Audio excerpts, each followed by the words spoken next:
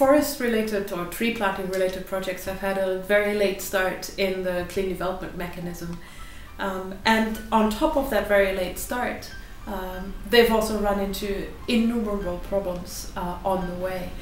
Looking at the reasons why that happened and why this is the situation, it's very likely that the same would be repeated for REDD projects, because the issues that in 1997 led to the exclusion of avoided deforestation projects from the CDM remain the same ones, and they have been proven to be very, very tricky, in many cases unresolvable issues through the experience of the CDM.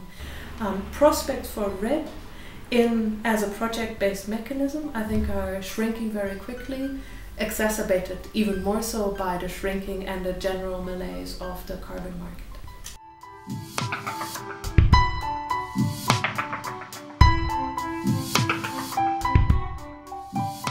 And if the recommendations of the policy dialogue were followed, I don't see that particular recommendation to be taken up, because it would mean ignoring the large part of experience gained with the CDM and forgetting all the arguments that still hold today about why avoided deforestation projects were excluded from the CDM back in 1997.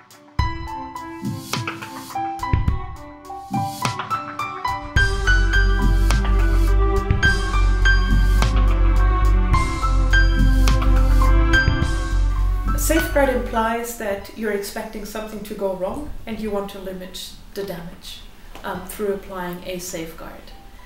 They're a damage limitation tool.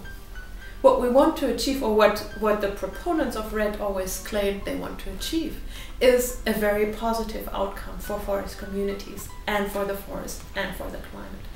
Should not the whole process, the whole activity, the whole mechanism be constructed in such a way that it is the safeguard, rather than the mechanism REDD needing safeguards on top of the wrong direction it is going? I think the mere fact that the UNFCCC is discussing safeguards for REDD, for me, is a very clear indication that the mechanism in and by itself has gone off into the wrong direction.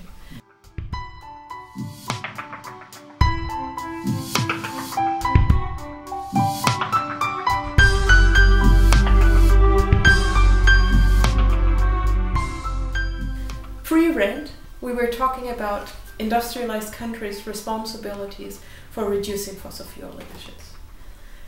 With REDD, the discussion is mostly around developing country, high forested countries' responsibility for reducing deforestation.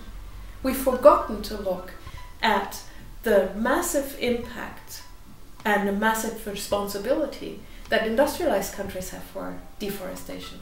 If the EU were serious about tackling emissions from deforestation, we would be discussing in the EU the changes needed to the common agricultural policy, which is a main driver of deforestation outside the EU because of its need to import products that are grown on land that has previously been deforested.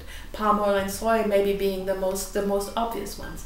So if we were talking about avoiding deforestation and the related emissions from deforestation as a top priority in shaping EU agricultural policy, I am certain the EU would be reducing more emissions than it does with the millions pledged for REDD projects. And thirdly, if the EU were serious to tackle really the emissions that we cause with our consumption patterns, why not spend 10 million on a creative really well done education campaign that makes us aware of, for example, the impact of our high meat consumption. Meat consumption is one of the major drivers of deforestation in the Amazon, for example, and we would get very, very far.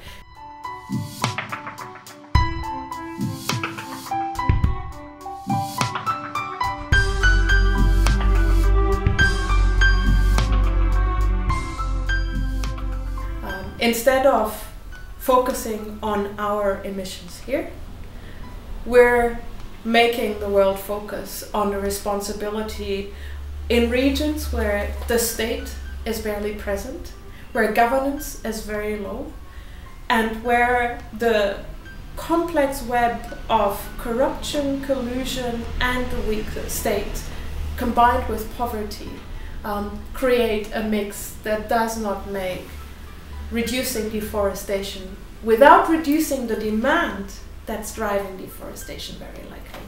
So we would not be ignoring the emissions at all if we focused on policy changes here. And I would hope that policymakers would feel much more comfortable to get the policy right and be much more concerned about getting the policy right, and not to be too obsessed about the quantity. Trust that the right policy will get the right emission reductions.